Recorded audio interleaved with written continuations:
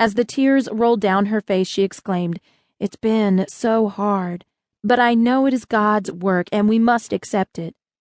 I immediately felt God's presence, His embrace, and I thought, if God takes you to it, He will take you through it. I glanced over at Mr. B, his eyes downcast and his face solemn. Mr. B spoke up, I guess again to break the ice, and requested for Mrs. B to show me the pictures of the devastated community of Creole. The pictures were incredible. How easy, I pondered, to sit in our area of the world with blinders on while our neighbors are experiencing this. As I sat looking and listening, I witnessed this lovely lady's eagerness to depict each scene. I saw her weakness as her legs trembled as she stood holding the pictures in her dainty hands. I offered her my chair. She declined and continued. "We have always worked hard. We know how to work," she said. "There were 8 in my family and 7 in his family. You know, we never had any children. We tried for a long time, even went to New Orleans." On Mr. B's property was a cement slab, a bathtub, their couch in a tree, and their hurricane fence wrapped around a pecan tree that Mrs. B planted herself after Hurricane Audrey in 1957. This she had done even after receiving a warning from her father that it would never grow. She said, "I wanted to try anyway. You never know, it might grow." In the middle of where the garage once stood was a sink which appeared to be symbolic in some way. "Seeing the sink, I knew this was where our home once stood," she exclaimed. I imagined the pain of that very moment in time, the realization that life as they knew it was gone. Her tears flowed. Mr. B, downcast and solemn once more, spoke up. "You know what I do need? 3 orange trees and 1 fig tree to plant on my land." Wow, I thought, replanting hope in the beginning of new life and new growth.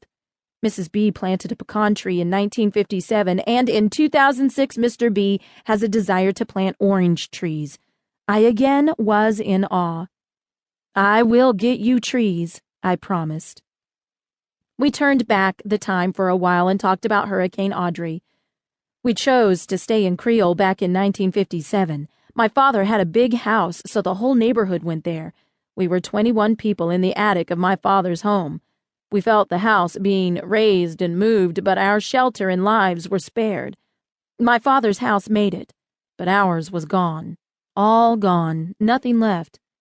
They said, "We did not rebuild then." My father asked, "Why don't y'all come live with us? I have a big house." They accepted. They used the $500 they received from Red Cross to buy a bedroom set and started over, replanting and rebuilding their lives. They both agreed Rita was much worse than Audrey.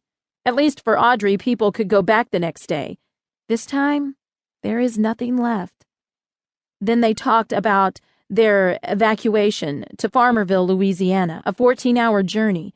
They loaded up a car with clothes and pictures. I think God was telling me something because right before the storm, I had begun putting all my pictures in albums, Mrs. B said. "I did lose some pictures, but my family has been sending me some." She then proceeded to identify various family members on the wall. They reported that they had to leave their car in Lake Charles because Mr. B could not drive that far. They headed on a 14-hour trip with family to Mrs. B's sister's house. She said, "We were about 20 people staying there." I felt very blessed to see pictures of their lovely home as it once was. I saw pictures of family gatherings and breaking bread with friends around the table. She explained, "These are our friends. They lost their house too. She is 91 and he is 94. This is when we celebrated our 50th anniversary. You know, we have been married for 68 years. I saw the church where they worshiped, the foundation still intact, and the school that educated their nieces and nephews. Mrs. B continued, "You know, we could rebuild there. He is scared, but even if we wanted to, we would have to raise our home 9 feet. Us old people, we can't climb those stairs, and we don't have the means to build an elevator.